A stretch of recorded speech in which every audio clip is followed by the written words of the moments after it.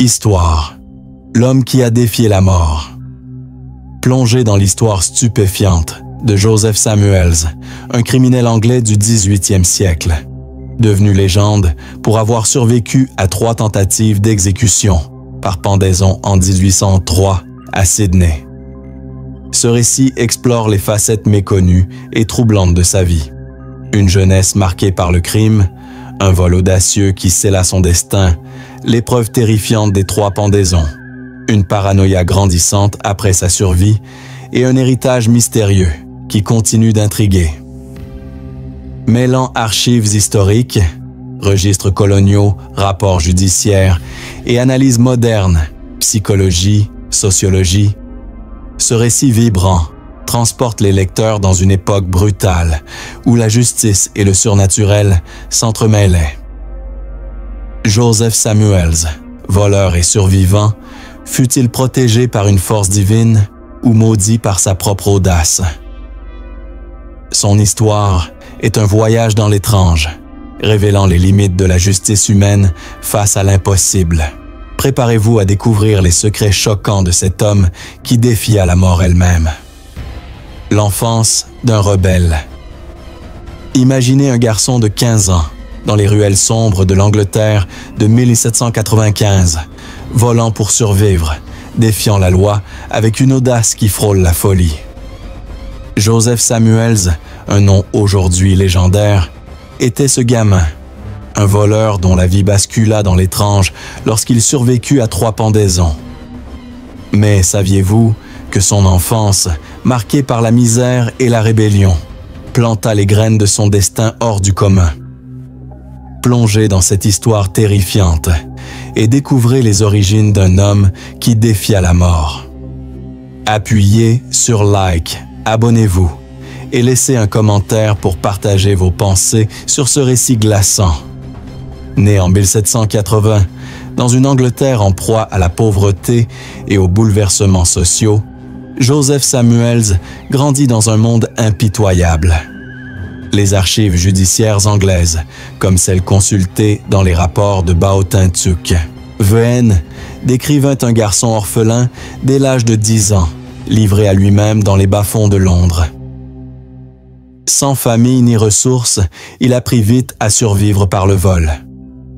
À 14 ans, il fut arrêté pour vol à l'étalage, un crime mineur qui lui valut une condamnation à 7 ans d'exil en Australie, dans la colonie pénale de Sydney, en 1801. Ce voyage, loin d'être une punition banale, marqua le début d'une vie d'épreuves et de mystères. Les registres coloniaux australiens, conservés à la Mitchell Library, décrivent Joseph comme un jeune homme rusé, mais imprudent. Dans la colonie, où la survie dépendait de l'obéissance ou de l'audace, il choisit la seconde voie.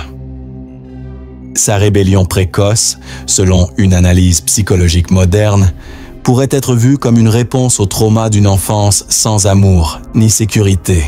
Les orphelins de l'époque, souvent abandonnés à leur sort, développaient des comportements à risque pour affirmer leur existence. Joseph, avec son mépris des règles, incarnait cette révolte, mais son audace le conduisit à des crimes plus graves. Un rapport de 1801 note que Joseph, à peine arrivé à Sydney, s'échappa de la colonie avec un groupe de prisonniers.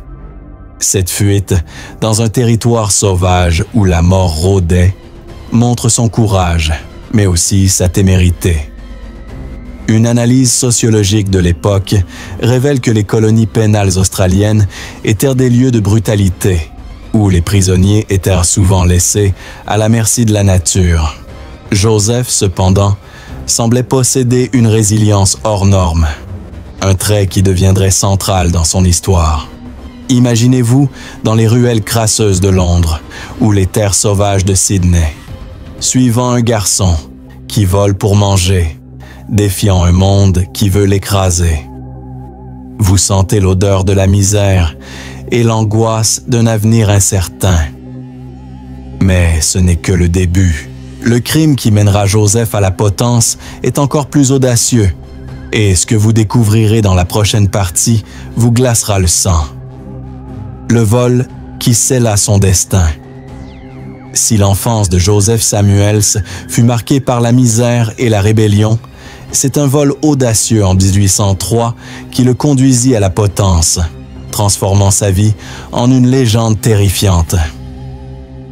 Imaginez-vous dans les rues poussiéreuses de Sydney, où un jeune homme de 23 ans planifie un crime qui défie les autorités coloniales. Joseph Samuels, poussé par la faim et l'ambition, orchestra un vol qui attira l'attention de toute la colonie. Mais saviez-vous que ce crime fut entouré de rumeurs de malédiction? Plongez dans ce chapitre captivant et découvrez comment un vol devint une condamnation à mort. Appuyez sur like, abonnez-vous et laissez un commentaire pour partager vos pensées sur ce récit glaçant. En 1803, Sydney était une colonie pénale brutale où les prisonniers vivaient sous un régime de fer. Selon les archives coloniales australiennes conservées à la Mitchell Library, Joseph Samuels, alors libéré conditionnellement, s'associa à un groupe de criminels pour voler la maison d'une riche marchande, Mary Breeze. Le vol, bien que maladroit, fut un succès temporaire. Ils dérobèrent des pièces d'or, des bijoux et des vêtements. Cependant, un détail étrange émerge des rapports judiciaires. Une servante de la maison affirma avoir vu Joseph murmurer des mots incompréhensibles avant de s'enfuir, comme s'il invoquait une protection surnaturelle. Ce témoignage, rapporté dans un article de Baotintuk-Veuen, alimenta les rumeurs selon lesquelles Joseph pratiquait des rituels occultes. Une analyse psychologique moderne pourrait interpréter cet acte comme une manifestation de stress extrême. Vivant dans une colonie où la mort était omniprésente, Joseph pouvait avoir recours à des croyances superstitieuses pour apaiser son anxiété. À l'époque, cependant, ces rumeurs renforçaient l'idée qu'il était plus qu'un simple voleur. Les archives montrent que le vol fut découvert rapidement et Joseph, trahi par un complice, fut arrêté. Lors de son procès, consigné dans les registres de Sydney, il fut accusé de vol aggravé, un crime passible de la pendaison. Les juges, influencés par les récits de la servante, notèrent son comportement étrange, décrivant un homme qui semblait possédé par une force obscure. Le contexte social de la colonie joua un rôle clé. Une analyse sociologique montre que les autorités coloniales, cherchant à maintenir l'ordre, punissaient sévèrement tout défi à leur autorité. Joseph, avec son passé de fugitif et son audace, était un symbole de rébellion. Les rapports mentionnent que la foule, lors de son arrestation, criait des insultes, certains affirmant qu'il avait conclu un pacte avec le diable pour réussir son vol. Ces superstitions, courantes dans une société imprégnée de peur, transformèrent Joseph en une figure à la fois crainte et fascinante. Imaginez-vous dans la maison pillée, entendant les murmures de Joseph alors qu'il s'enfuit avec son butin. Vous sentez l'odeur de la peur et de la trahison dans l'air. Mais ce n'est que le début. Les 3 tentatives de pendaison qui suivront sont encore plus incroyables, et ce que vous découvrirez dans la prochaine partie vous glacera le sang. 3 tonglongs échoués. Si le vol de Joseph Samuels le conduisit à la potence, c'est l'incroyable événement de ces 3 pendaisons ratées qui fit de lui une légende. Imaginez une foule hurlante à Sydney en 1803, regardant un homme se balancer au bout d'une corde, seulement pour le voir respirer encore. Joseph Samuels survécut à 3 tentatives d'exécution, un fait si extraordinaire qu'il choqua la colonie. Mais saviez-vous que certains spectateurs crurent voir une lueur étrange autour de lui? Plongez dans ce chapitre terrifiant et découvrez comment un homme défia la mort. Appuyez sur like, abonnez-vous et laissez un commentaire pour partager vos pensées sur ce récit glaçant. Le 26 septembre 1803, selon les archives judiciaires de Sydney, Joseph Samuels fut conduit à la potence pour son crime. Les rapports, cités par Baotintuk.vn, décrivent une scène dramatique. La première corde se rompit sous son poids, laissant Joseph s'effondrer au sol, vivant. La foule, stupéfaite, murmura des théories de miracle ou de malédiction. Une deuxième corde fut utilisée, mais elle s'effilocha avant même que l'exécution ne commence. À la troisième tentative, la corde cassa à nouveau, et Joseph, bien que blessé, respirait encore. Les archives notent que le bourreau, terrifié, refusa de continuer, et le gouverneur Philip Gidley King ordonna une suspension de l'exécution. Une analyse médicale moderne pourrait expliquer cet événement par des facteurs physiques, des cordes mal fabriquées, un nœud incorrect ou une résistance physique exceptionnelle de Joseph. Cependant, à l'époque, cet événement fut perçu comme surnaturel. Un témoin, cité dans un journal colonial, affirma avoir vu une lumière pâle entourer Joseph lors de la deuxième tentative, renforçant les rumeurs d'une intervention divine. Une analyse psychologique suggère que Joseph, sous l'effet du choc, pouvait avoir halluciné, croyant que des forces invisibles le protégeaient. Ces croyances, bien que non confirmées, alimentèrent sa légende. La société coloniale, marquée par la superstition, était divisée. Certains voyaient en Joseph un homme béni par Dieu, d'autres un suppôt du diable. Les archives rapportent que le gouverneur, craignant des troubles, gracia Joseph, commuant sa peine en emprisonnement à vie. Cet acte, rare pour l'époque, reflète l'impact de l'événement sur la colonie. Imaginez-vous dans la foule, voyant la corde se briser encore et encore, tandis que Joseph, haletant, défie la mort.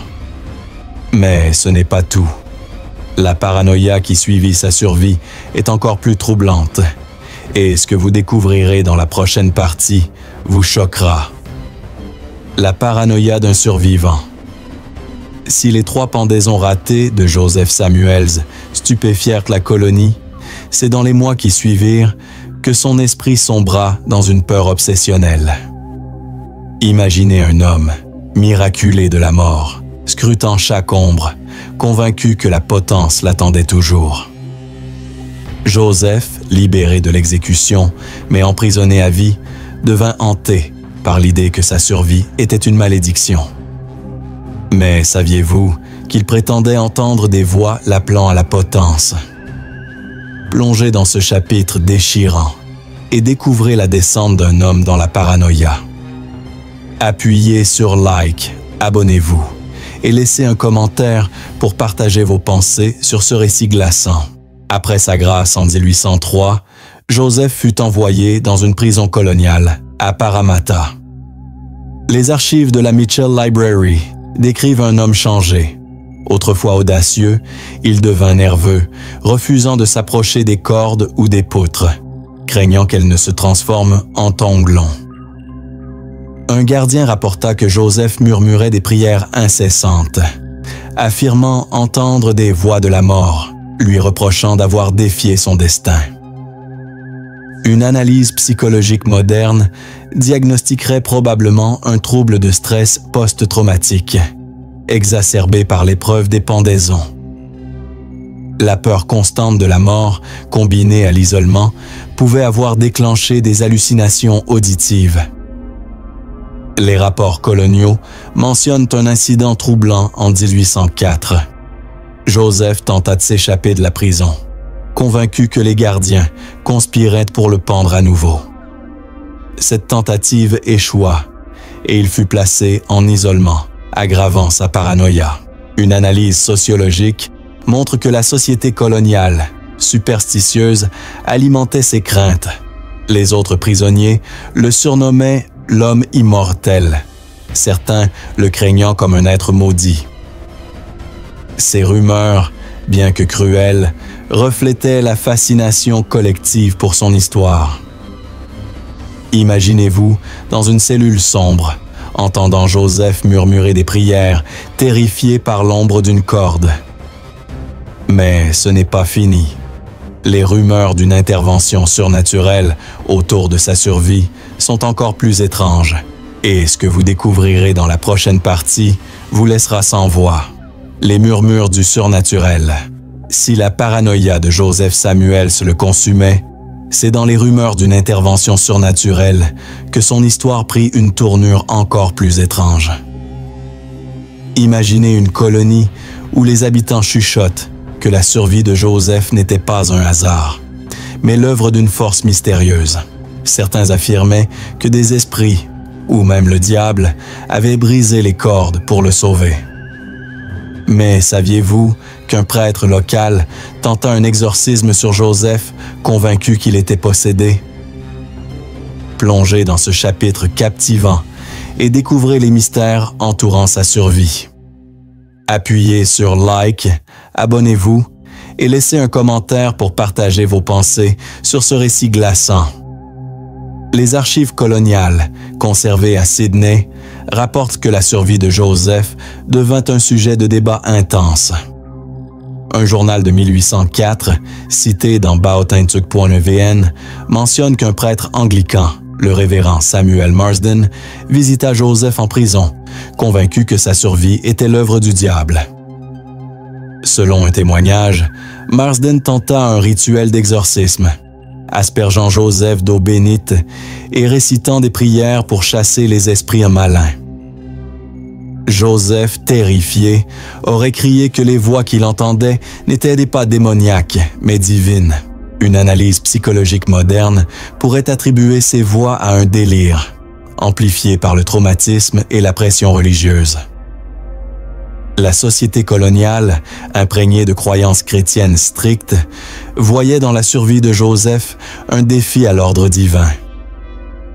Les archives notent que certains colons refusaient de s'approcher de lui, craignant qu'il ne soit maudit.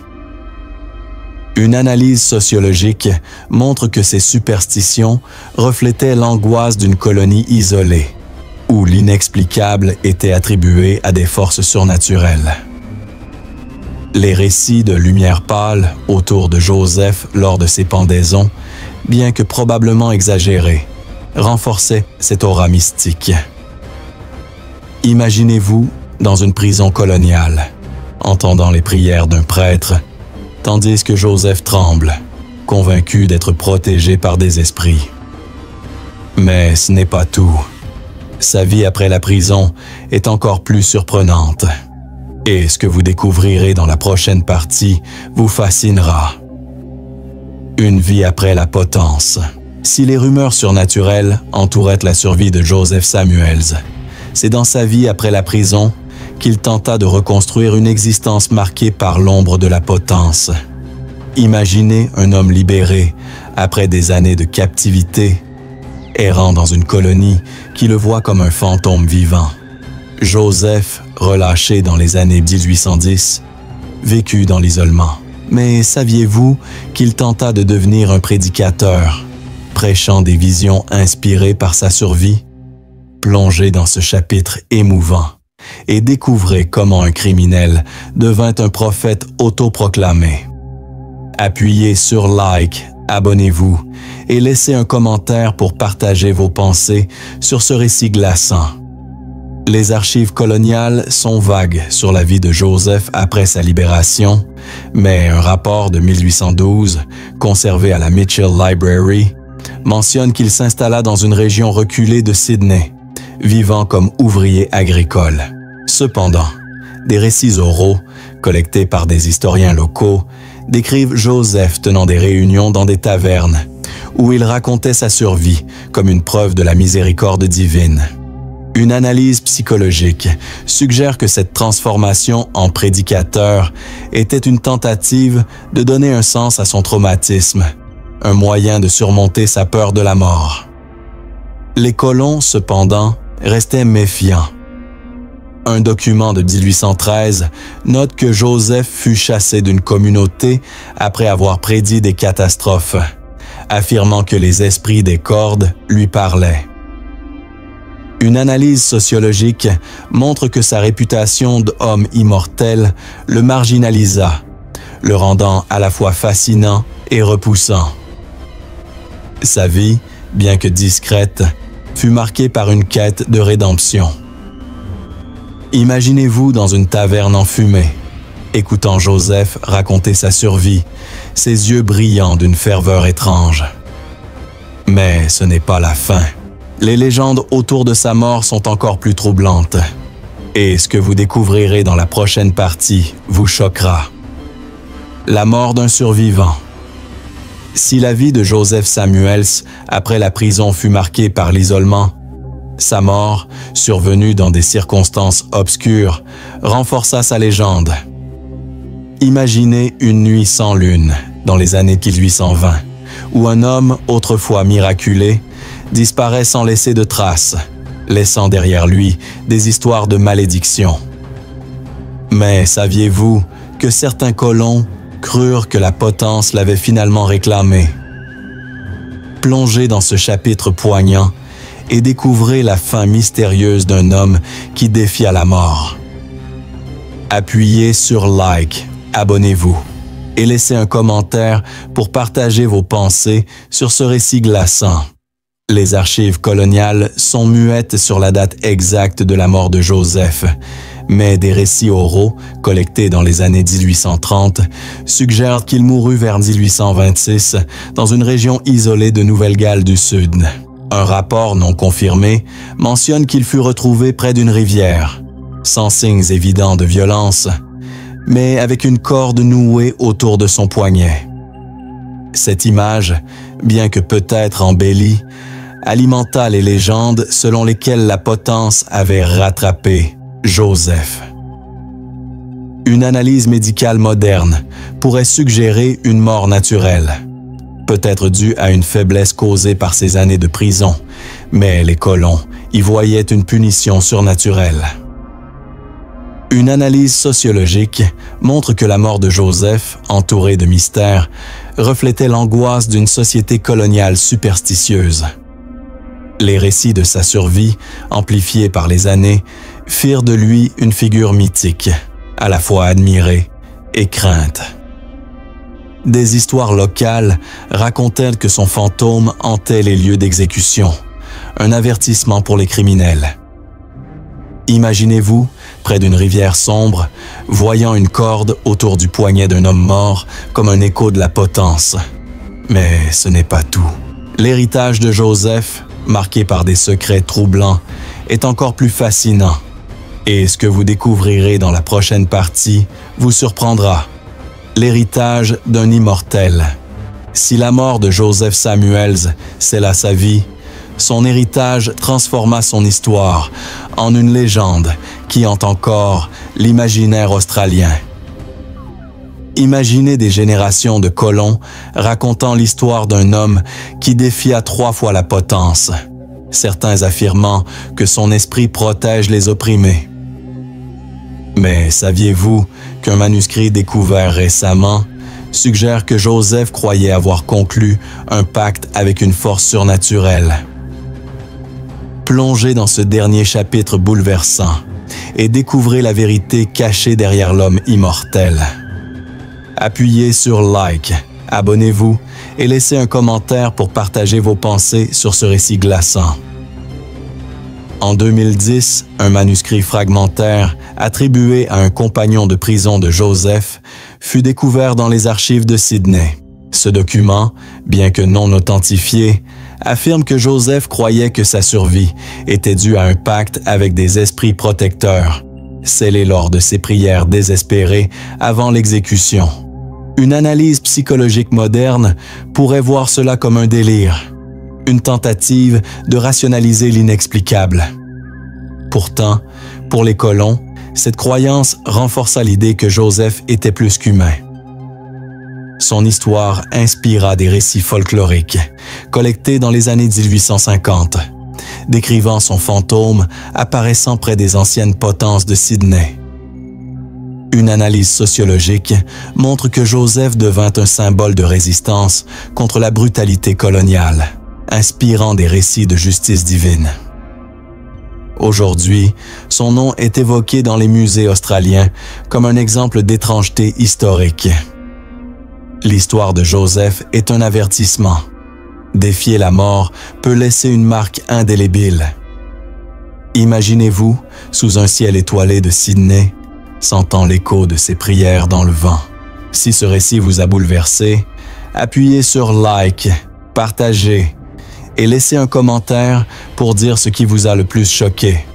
Abonnez-vous pour découvrir d'autres histoires historiques terrifiantes.